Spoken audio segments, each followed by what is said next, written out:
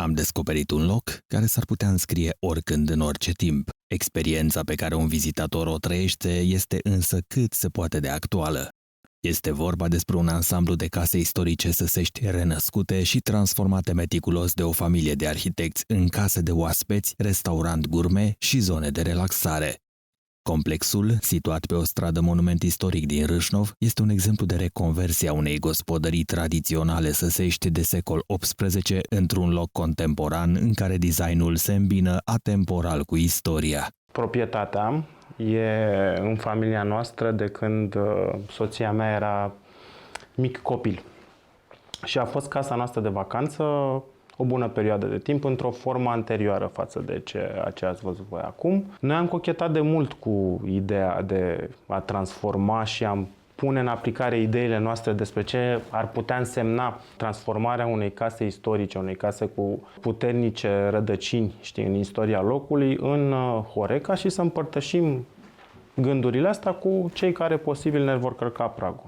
Însă niciodată nu am avut nici puterea financiară, nici timpul necesar și nici accesul la meșterii și echipele locale specializate pe ceea ce presupune o lucrare de tipul ăsta, restaurare, conversie și așa mai departe. Pentru proprietari, proiectul este un exercițiu de suflet prin care și-au putut exprima creativitatea în relație cu elemente atipice comparativ cu ceea ce se construiește în prezent.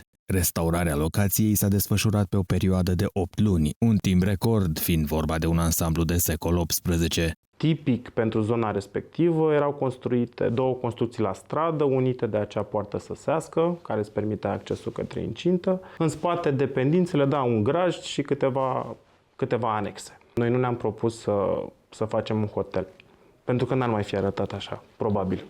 Noi ne-am propus să facem pentru sufletul nostru, să facem fiecare cameră, fiecare loc este ceva aparte. Camerele nu sunt tipizate, nu sunt două fotolii la fel. Profesional vorbind, pentru mine a fost școală proiectul ăsta.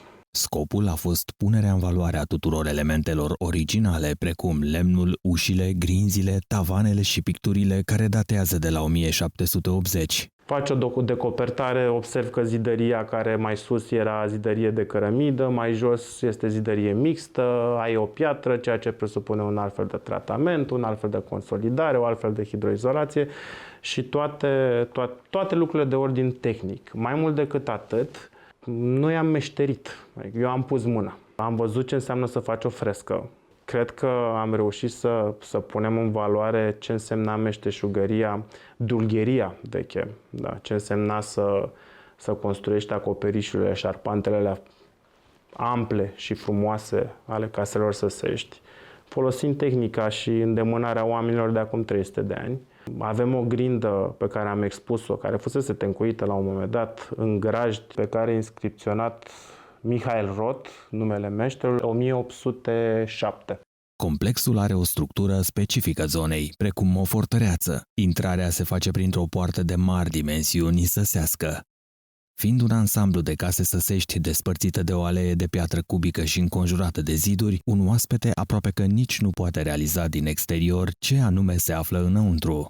Strada pe care se află proprietatea este încadrată ca și monument istoric. Casa în sine nu. Dar acest lucru presupune îngrădirea și direcționarea proiectului către a utiliza materiale tehnici și tehnologii specifice. De la învelitoare, țigla pe care am propus-o și pe care am instalat este țigla Solzi, tipică zonei respective. Foarte puține proprietăți mai sunt care au așa ceva. Dimensiunea golurilor, materialele folosite, adică toată tâmplăria pe care noi am dat-o jos, am copiat-o, șablonat-o, făcut freze speciale pentru a păstra cât de mult posibil profilatura existentă, dar bineînțeles pentru a putea și eu fi eficient energetic, am refăcut-o pe modelul original al casei. Am căutat poze în arhivă cu decorațiile și încadramentele originale.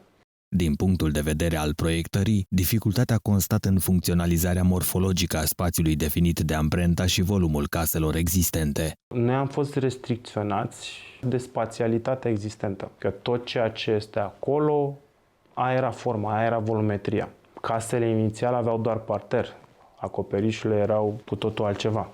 Și asta e din faptul că noi am fost restricționați de volumetria casei, a reieșit individualitatea fiecarei camere, pentru că am încercat să exploatăm fiecare colțișor de spațiu.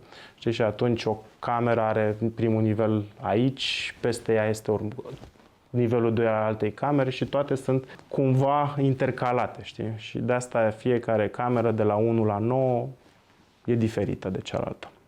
Casele au fost denumite în funcție de ce anume le scoate în evidență. Astfel, Painters House, cu tavanele pictate, are la parter restaurantul, barul și o zonă de lounge unde oaspeții pot savura un pahar de vin lângă șemineul realizat din cahle cu motive tradiționale lucrate manual. Tot ceea ce vedeți lemn în casa aia, peste tot, dar este lemnul casei. Dușumelele vechi, astereala veche, grinzi putrezite, căpriori deteriorați pe care i-am recuperat, i-am modificat conform noilor așteptări și le-am pus în operă. Toate ușile care sunt din lemn în casa aia sunt făcute din lemnul casei. Ceramica. Și am ajuns la un meșter pentru cahle în zona Sibiului, un sas, unul dintre puținii sași meșteșugari care a rămas, care le face manual. Zona de restaurant se remarcă și ea printr-o arhitectură aparte, prin detalii precum pereții pentru care s-a folosit o tehnică specială numită frescă sau tavanele originale ale căror picturi au fost restaurate. La etaj se regăsesc 3 duplexuri al căror punct de atracție îl reprezintă cada de cupru William Holland. Artisan's House cuprinde un apartament, iar la mansardă o cameră dublă. Piesele de mobilier sunt obiecte de design, unele dintre ele unicat și au fost completate de obiecte restaurate și conservate din vechea gospodărie. Bufetul care este suport pentru micul dejun este un fost banc de lucru care era al casei, iar tot ceea ce am adus noi nou acolo, am încercat să-l direcționăm către elemente și piese de mobilier de design, care să nu fie în contrast cu ceea ce se întâmplă acolo și să se completeze. Și sunt elemente care sunt atemporale. În curte există foișorul unde se poate lua masa pe timpul verii și unde oaspeții preferă să stea seara lângă foc.